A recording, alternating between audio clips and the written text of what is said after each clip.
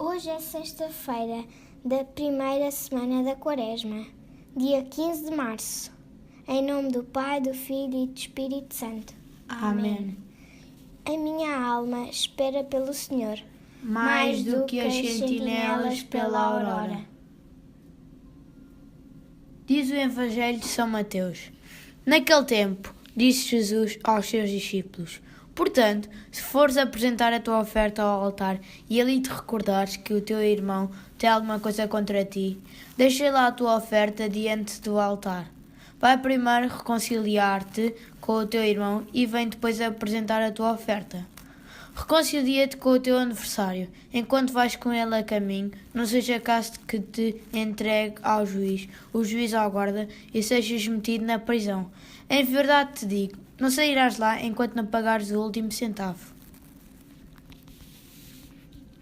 Um dos grandes dons que Deus nos concedeu é o da consciência pessoal.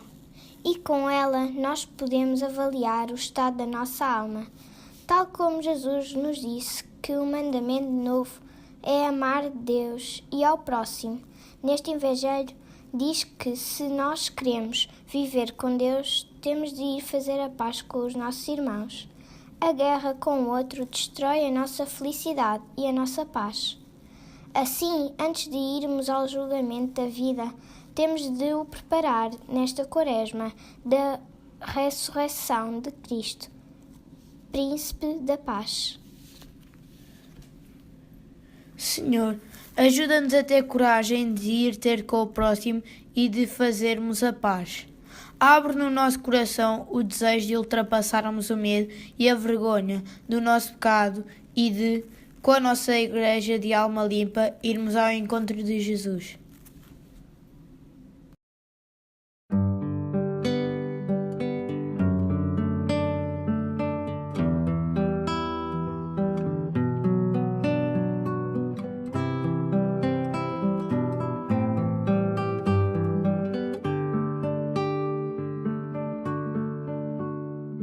Senhor,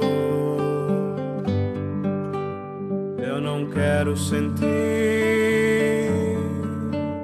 que o teu mandamento de amor é só uma obrigação, mas que ele venha de dentro. Eu quero ser teu instrumento, Senhor. Quero ser feliz, amando os meus irmãos de uma forma natural. Quero sorrir, quero chorar com o que me deste para desfrutar, amar.